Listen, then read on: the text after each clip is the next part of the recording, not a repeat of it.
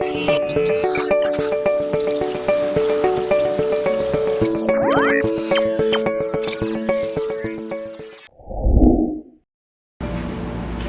day, everyone. I would like to see your best smile today. It's nice to fill in ourselves with positivity, especially today that we will have a very important sharing about research. Now, take a look at these pictures. What words can best describe the three sets of pictures? You may probably mention progress, modification, improvement, and the like. Progress, modification, and improvement can be achieved through research. So, what really is research?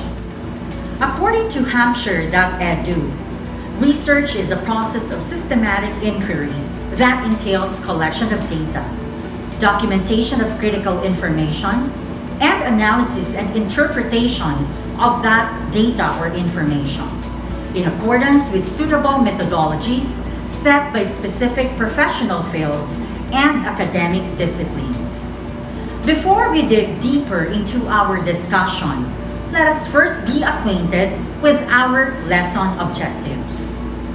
First, identify research processes based on previous knowledge and experiences and explain the importance of research in daily life. Let's take a look at this diagram. I know this is familiar to you since you have experience conducting research in your junior high school years. This represents a step-by-step action in doing research. This is called as the research process, and the following are the steps. Identifying the problem, citing relevant sources, formulating hypotheses, selecting participants, gathering data, analyzing data, and drawing conclusion. Let's start with the first step, which is identifying the problem. A research problem is a problem that someone would like to research about.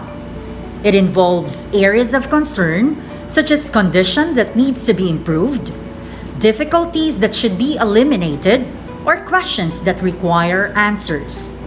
It is defined as a question or matter involving doubt, uncertainty, or difficulty that is proposed for solution or discussion. Although there can be many research problems as options, still, a research must be SMART. It should be specific, measurable, achievable, realistic, and time-bound. The second step is citing relevant sources. Relevant sources can be a related literature or related study. A related literature is composed of discussion of facts and principles to which the present study is related. These are from published materials such as books, articles, magazines, and alike. Related studies, on the other hand, are studies, inquiries, or investigations already conducted to which the present study is related to or has some bearing or similarity. They are usually unpublished materials such as researches, theses, or dissertations. Aside from these two, theories provide a very significant part in research. This should not be neglected as this serves as the backbone of the study. A theory provides explanation and understanding of existing phenomena. It is advisable to have at least 3 theories for research. As you read more relevant sources, you learn more information about your research problem. These information may be of great help in formulating hypotheses. A hypothesis is a proposed explanation made on the basis of limited evidence as a starting point for further investigation. These research hypotheses must be tested using the right participants for the study. A participant is an individual that participates voluntarily in the conduct of research. These individual or group of individuals help provide appropriate information about the research problem. A sampling technique is done to ensure quality participants for the study. This is a way to critically choose the most appropriate participants for the study. For instance, you will conduct a study about the effects of online games. Obviously, you need to choose online gamers. However, there are so many online gamers across the world and you cannot interview all of those. What you need to do is to specify the characteristics of these online gamers to find the suitable participants for the study. But for qualitative research, formulating and testing hypotheses is not necessary. Instead, we come up with assumptions that will later on be explored through appropriate research methodologies. In the next step, researchers need to gather data through interview. It is very important to design an interview guide to gather the necessary data to answer the identified research questions. In PR1, questions must be open-ended to provide a more detailed response. The responses gathered in research will be analyzed through a thematic analysis. This is usually applied to a set of texts, such as an interview transcript. The researcher closely examines the data to identify common themes. These themes are topics, ideas, and patterns. At the end of the research process, the researcher must summarize, conclude, and provide recommendations based on the results of the study. In summarizing the findings, restate the research problem, highlight the result of the study, and tell how important or relevant is this to the study. In drawing conclusion, the researcher must provide a synthesis of key points. It is where you wrap up your ideas and leave the reader with a strong final impression. In this case, you need to provide discussion of findings and its implication, then relate it to the literature. Recommendations, on the other hand, are actions or solutions to the research problem which you have investigated. It is advisable that researchers provide both tangible and intangible recommendations.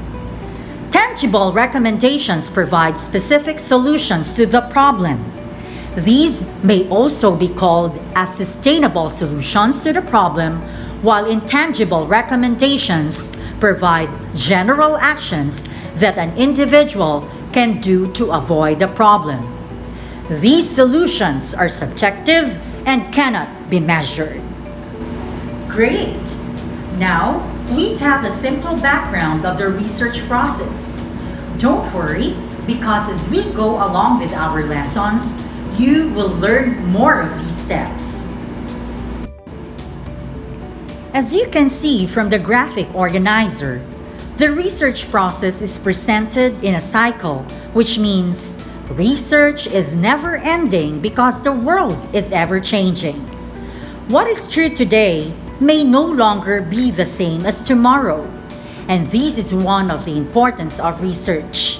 It keeps on providing or improving new concepts or ideas. Now, let's take a look at this picture. This presents another importance of research. Research improves our daily life. Without research, there will be no transportations, means of communication, public utilities, sustainable programs, and alike, which every one of us benefit from. Aside from these, some of the importance of research are to complete our school program requirement, to solve a specific problem, to learn more about a certain topic of interest, to test, improve an existing theory, to add another theory or idea and put it in practice. I know you still have other importance of research in mind. At this point, we will present some pictures in column A, and all you have to do is to match these to the most appropriate importance of research in column B.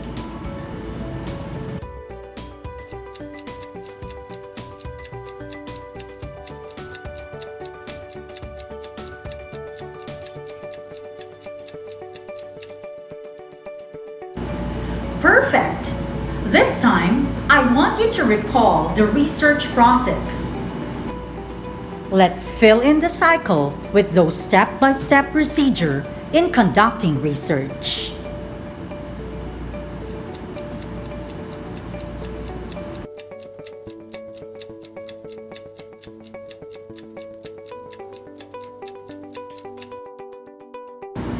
Good job! I know you have experience doing research when you were in junior high school. How about if I ask you to share your significant research experiences through a pen and paper activity? Take a look at this matrix. All you need to do is to draw this matrix in your notes. In the first column, write the research processes from start to end. In the second column, write the challenges you experienced in each process. And in the third column, write your intervention for each challenge. At the back of your paper, I want you to answer the following questions.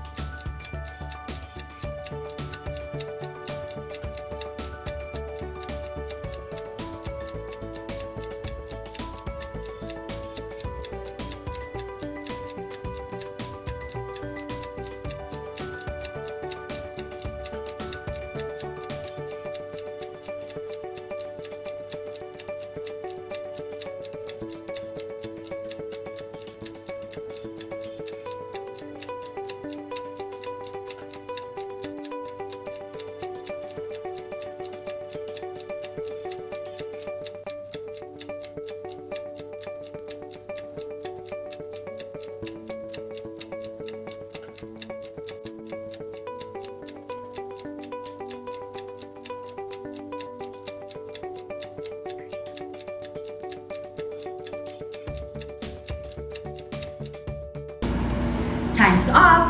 I know you did well. I am happy you have come this far. I wish all of you can share your outputs today. Anyways, I know you did great. See you in our next lesson.